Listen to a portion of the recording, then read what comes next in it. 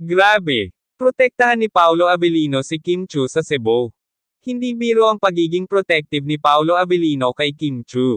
Sa kanilang kamakailang trip sa Cebu, maraming nakapansin kung gaano kaalisto ang aktor sa pag-aalaga at pagbantay kay Kim, na parang isang tunay na knight in shining armor.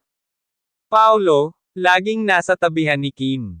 Ayon sa mga fans na nakakita sa kanila sa Cebu, kitang-kita kung paano sinisigurado ni Paolo na laging ligtas si Kim.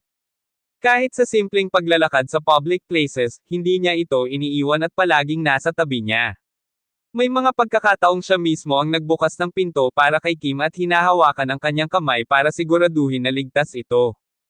Isa pang napansin ng fans ay ang dagdag na security personnel na kasama ni Kim sa buong trip na ayon sa ilang sources, pinadagdagan mismo ni Paolo. Nagkaroon ba ng threat? Walang kumpirmadong impormasyon kung may tunay na banta sa seguridad ni Kim, pero ayon sa isang source, mas gusto lang daw ni Paolo na siguradong protektado ang aktres.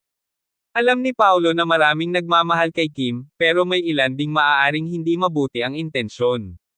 Ayaw niyang may mangyaring hindi maganda, kaya mas pinili niyang tiyakin na safe si Kim, sabi ng isang malapit sa kanila.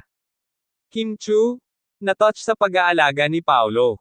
Hindi may kakaila na masayang-masaya si Kim sa ginawa ni Paolo.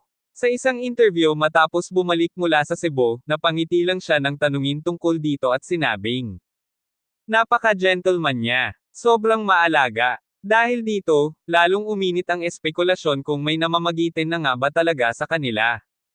Fans react, sana all may Paolo. Mabilis na nag-trending ang balitang ito sa social media, at maraming netizens ang kinilig sa pagiging protective ni Paolo kay Kim. Narito ang ilan sa mga reaksyon ng fans. Paolo, ikaw na talaga ang ultimate leading man on and off screen. Grabe, parang bodyguard level si Paolo kay Kim. Iba talaga pag may nagmamahal.